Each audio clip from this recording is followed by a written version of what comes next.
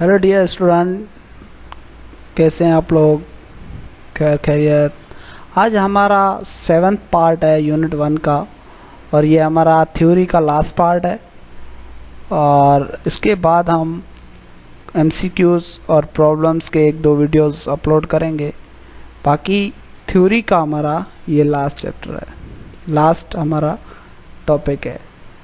तो पीछे हम जो भी कुछ पढ़ के आए हैं, कुछ वीडियोस मैंने डाले हैं इस यूट्यूब चैनल पे, तो आप उनको देख लीजिएगा ताकि आपको सारा कॉन्सेप्ट आ जाए।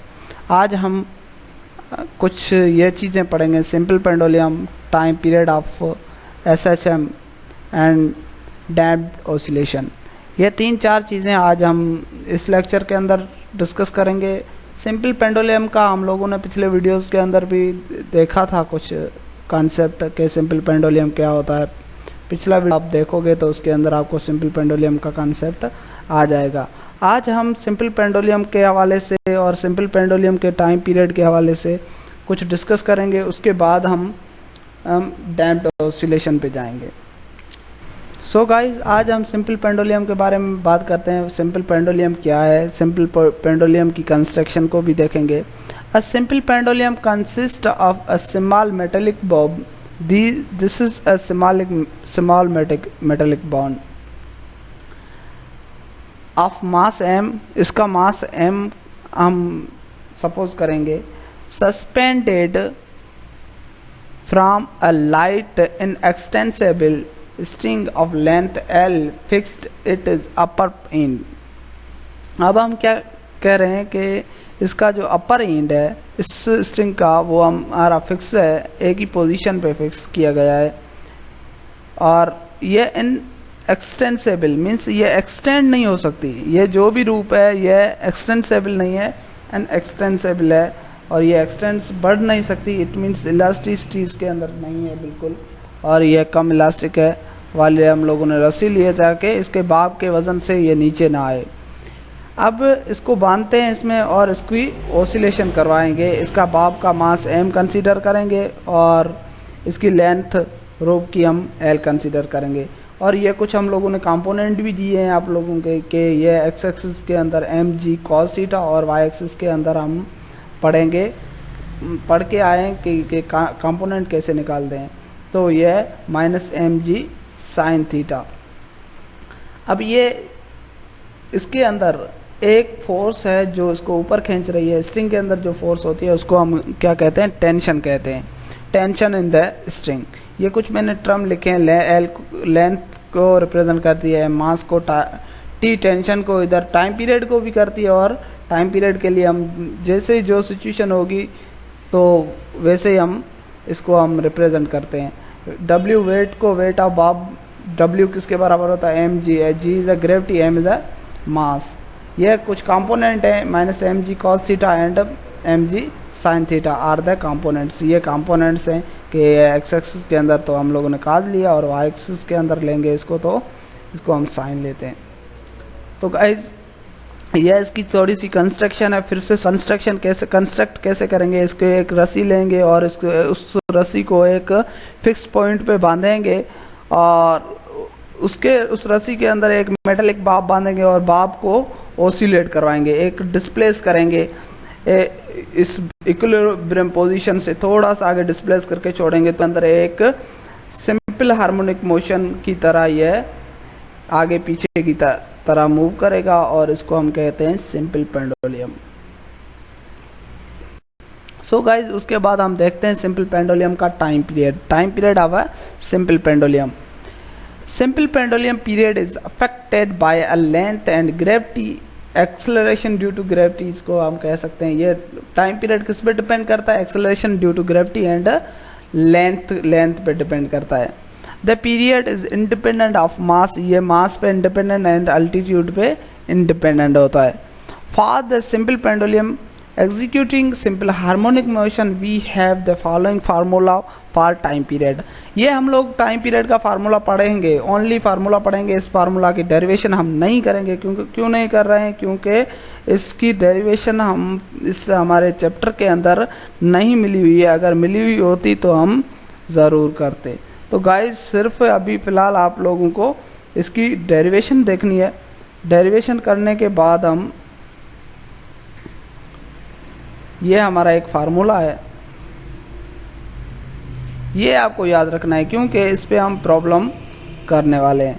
ये बहुत ही आसान है, सिर्फ आप क्या करोगे, देखोगे इसके अंदर कौन से टर्म यूज़ होने हैं, बस आपको एक रट्टा मार देना, याद कर देना, क्योंकि इसकी डेरिवेशन नहीं कर रहे हैं। डेरिवेशन हमारे अंदर है नहीं इस कोर्स के अंदर, अगर कोर्स के अंदर होती तो हम कर लेते। आसान है, इतनी मुश्किल नहीं है, क्योंकि उसके लिए आपको एंगुलर मोमेंटम, एंगुलर डिस्प्लेसमेंट उनका पता होना चाहिए, वो हम लोगों ने नहीं पढ़ा है। तो हम सिर्फ डायरेक्ट ये फार्मूला पढ़ेंगे, T = 2 pi under radical L upon G। L stand for length, G stand for gravity.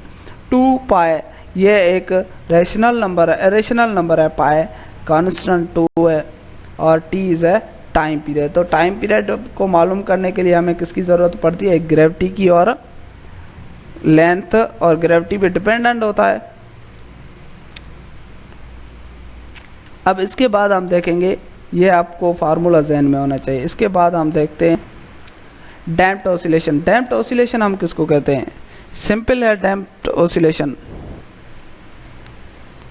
Damped oscillation के अंदर हम पढ़ेंगे कि the effect of the radiation by an oscillating system and of the friction present in the system is that the amplitude of oscillation gradually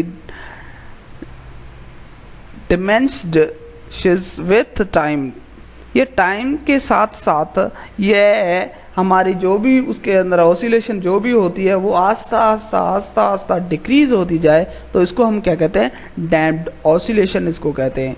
कि हम किसी भी Bob को या किसी भी कोई झूला है या कोई ऐसी वेव है, वो आस्ता वो अपनी मोशन या अपनी मोमेंटम किसी भी रिडक्शन की वजह से, किसी भी फ्रिक्शन की वजह से वो आस्ता अपनी मोशन को क्या करे, आस्ता डिक्रीज करती जाए, कम करती जाए, तो उसको हम क्या कहते हैं, डैम्प्ड ऑसिलेशन। क्योंकि एक ऑसिलेशन के अंदर एक फ्रिक्शन की वजह से या किसी भी रेजिस्टेंस की वजह से वो आस्ता अपनी मोशन कम करते जाए, तो उसको हम क्या कहते हैं, डैम्प्ड ऑसिलेशन। वो ऑसिलेशन कम हो जाती है, उसका टाइम पीरियड ज़्यादा हो जाता है, वो कम हो जाती है।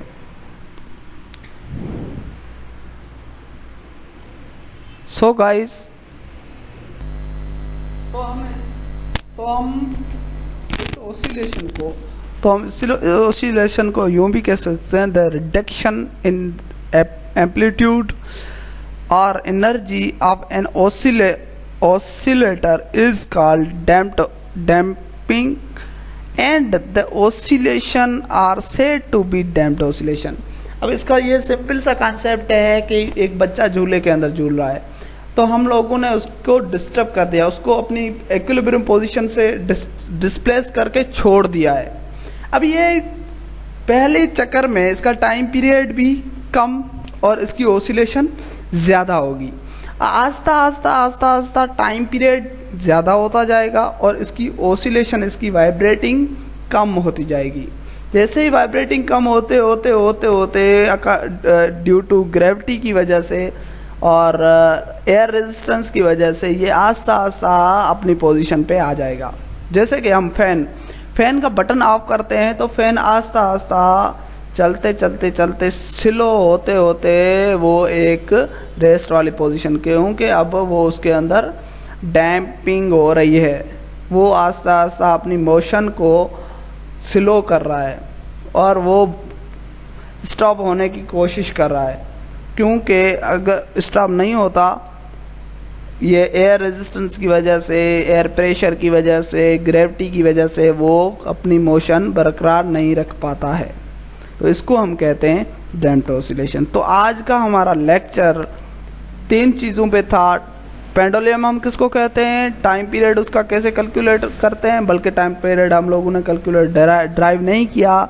आप लोगों के इसके ऊपर कुछ आएंगे प्रॉब्लम्स आएंगे तो आप लोगों को पता चलेगा कि कैसे इसको यूज़ करना है, ये यूज़ करना आना चाहिए। ये प्रॉब्लम्स में आपके डेरिवेशन नहीं पूछी जाएगी क्योंकि हमारे बुक में नहीं दी गई है, और आप लोगों को डैम्प्ड ऑसिलेशन के ऊपर ये एक्सप्लेनेशन आनी चाहिए। ये आपसे पूछा जा सकता है डैम्प्ड ऑसिलेशन क्या होती है, व्हाट इज डैम्प्ड ऑसिलेशन। ठीक है, डैम्प्ड ऑसिलेशन के बारे में यही है कंसेप्ट के ये, और आपको बहुत ही फायदा होने वाला है रिड्यूस होती जाए चैनल में। दिस इज क्योंकि सारे फिजिक्स के जो भी न्यू सिलेबस के अंदर चीजें वो हम अपलोड कर हमारे चैनल से। जो so much watching, thanks for watching my videos and subscribe करें, लाइक करें, शेयर करें, ताकि आने वाले वीडियोस भी आप तक पहुंच पाएँ और अपने दोस्तों को भी हेल्प हो जाए। थैंक्स।